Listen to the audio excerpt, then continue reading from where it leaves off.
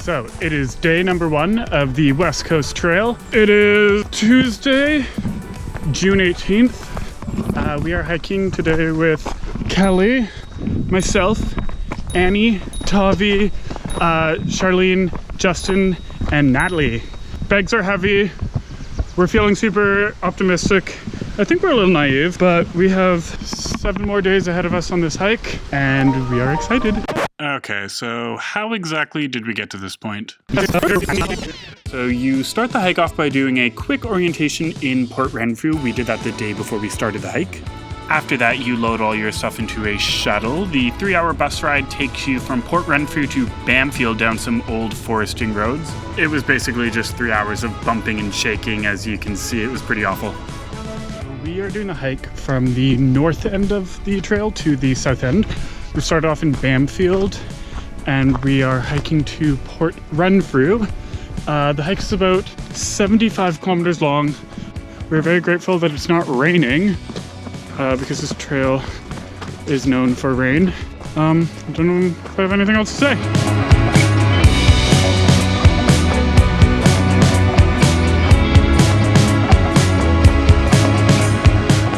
To do it on the GoPro. There's a bunch of sea lions over there chilling on the rocks. They're just hanging out, having a good time, you know, living their best lives. And I'm pretty jealous because they look rather warm. The next stop along the trail was Pachina Lighthouse at about 10 kilometers. Seeing this lighthouse was a cool reminder of the history of the trail given the countless records of shipwrecks along the coast. These strung buoys in the trees were actually a trail indicator to let you know that there was beach access. I thought it was a pretty cool way to add an aesthetic to the trail and make use of the washed up debris.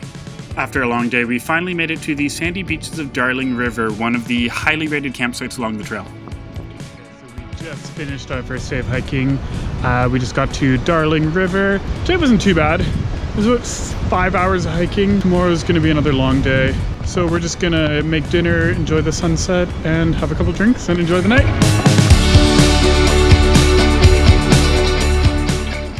So we just woke up, it's day 2. We're leaving Darling River and heading to the falls. Today should be similar to yesterday, not too hard. About 5 hours of hiking. So I'm looking forward to it. Tomorrow's gonna be a hard day, so I'm not looking forward to that. Yeah, this is a view out of our tent. The hike to Tsusiat Falls is just under 12 kilometers, and a large portion of that can be hiked along the beach. Given that the beach is relatively flat, you can cover a lot of ground via this route, but just keep an eye out for the markers that indicate where you have to access the inland trail.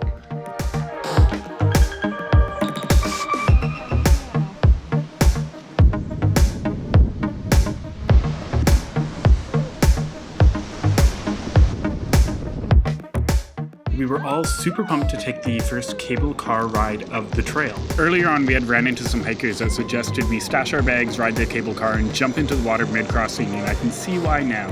The water was insanely clear, and it was just begging to be jumped in, especially given it was such a hot day. If only time were permitting.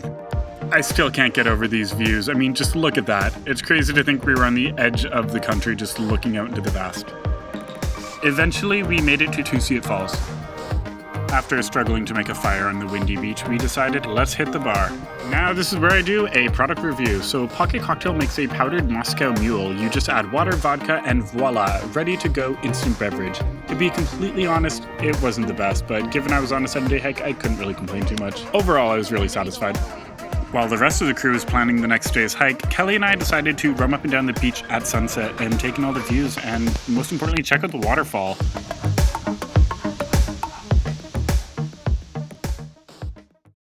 Good morning. It is day number 3. We are leaving the falls, heading to Cribs Creek. Today's gonna be a long day. I believe we're hiking for 17 kilometers. At least 17 kilometers. There'll be a nice pit stop in the middle. There's a crab shack, so we're super excited for that. Yeah, it's just gonna be another long day, but it's beautiful. We've had amazing weather, so can't complain. We were insanely blessed with this weather. I've heard so many horror stories of the trail and the rain and the mud. Shout out to Mother Nature for having our back. At the 27 kilometer mark, we got to the hole in the wall. This was a highlight of the trail for sure. Throughout the trail, you pass through numerous native lands with people who have inhabited them for thousands of years. This one was the Dididat tribe. So you're unable to camp on these lands, but they do have little cottages that you can rent if the weather does get really bad, which was pretty cool.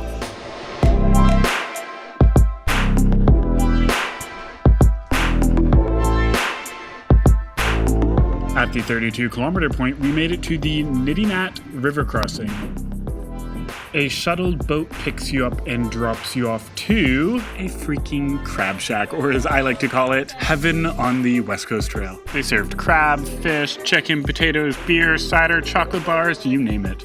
But such a luxury, it comes at a cost, and I think Kelly and I blew over $100 on the both of us. However, no regrets, 100% worth it. I would do it again.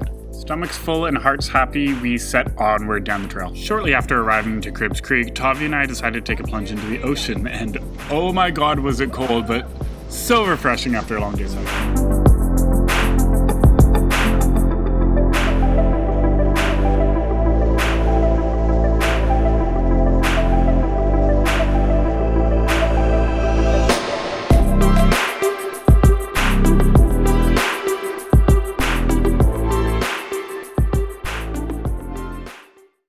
Okay, so this is day number 4.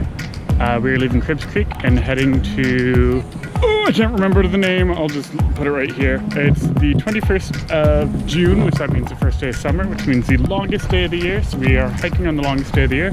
Hoping the sun comes out, but it's okay. It's going to be a good day. Lots of beach hiking. So I definitely preferred beach hiking over trail hiking, but the sand, if it got soft or if it was on an incline, was really tiring and would hurt your ankles, and this was just one of those days. But the scenery was so drastic and so ever-changing that I just loved every second of it. At the Carmana Point Lighthouse, they had a whale skeleton on display. I believe it was mostly a grey whale, but we were told it was actually a combination of different whale skeletons that they had found washed up along the shoreline. I don't know how well you can hear me.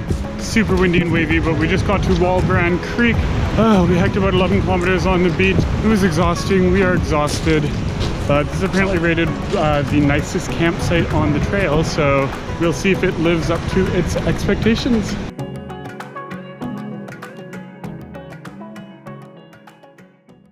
So it's day number 5. We just woke up, left camp. Today is going to be a hard one. Lots of ladders. It's all on the trail, no beach. But I guess ladders are fun, so we'll see how it goes. This was the day of ladders, and oh my god, were there so many freaking ladders, and as they say, what goes up must come down. At this point, it was a ladder that led onto a narrow bridge across the ravine, and when you looked up, it was just ladders going on forever. It was crazy.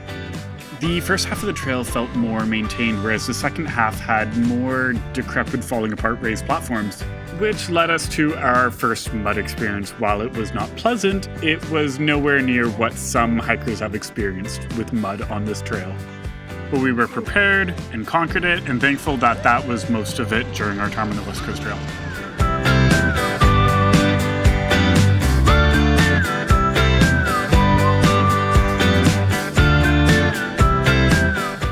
Finally made it to Camper Bay, where we camped for the night, and I'm such an idiot and forgot to get some shots of the campsite.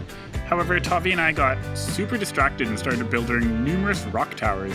Initially we were only going to build one, but then we got really carried away, and I think we built like 30. It was fun. Okay, so it's day number 6 on the trail. We just left Camper. We're heading to Thrasher. I'm here with Tavi. We were abandoned by everyone. We don't know where they went. They're up ahead. Hopefully they're all good. Hoping today's easier than yesterday. Hoping there's less ladders. Tonight's the last night. Tomorrow's the last day. So gonna enjoy tonight because it's the last one. Okay, so we just got to the beach. We are heading to Owen Point. Apparently there's a bunch of really cool sea caves. And then there's gonna be some crazy boulders that we have to climb over. And then we'll get to Thrasher Cove. So let's go. So the sea caves you can only access if the tide is low, or else you'll be in for quite the surprise. The tides can get pretty nasty and there's some gnarly surge channels, so I recommend checking your tide chart before taking this route. If you're able to time out the tides, I highly recommend checking out the sea caves. This was one of the many highlights of the West Coast Trail.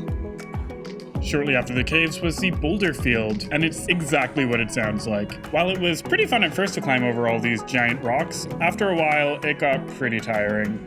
But it was pretty fun. It just took a lot of mental strength and hand-eye coordination. And for the final campsite on our trek, we made it to Thrasher Cove. It was extremely crowded with other hikers, and all in all, it wasn't the nicest campsite, but it was a home stretch and we were just happy to have made it this far. Rain-free, baby!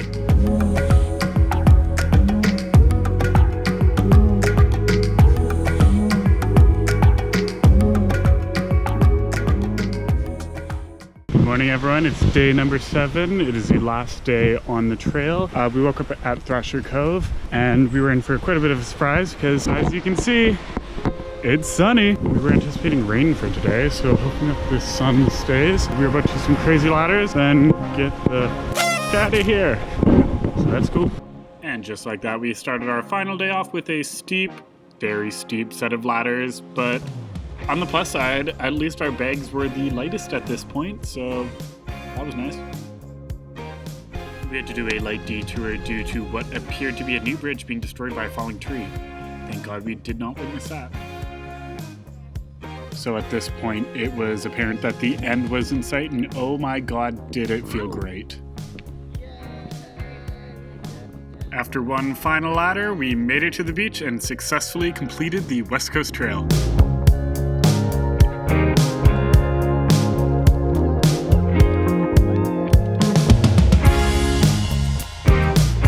One does when they usually finish an accomplishment, we found the nearest pub and celebrated our achievement. The West Coast Trail is described as one of the most beautiful and adventurous hiking trails in the world because of its history and amazing natural scenery. Initially, the thought of tackling a 7-day trek was hella daunting and exhausting, but the rush I felt at this exact moment was indescribable. All I know is that if I can take on this adventure, what's stopping me from taking on the next, if not bigger adventure? And that was a really exciting thought for me. Hiking the West Coast Trail just reminded me how much I love living in British Columbia and on the west coast of Canada. Thank you to my hiking buddies for experiencing this amazing adventure with me, and I cannot wait for the next one.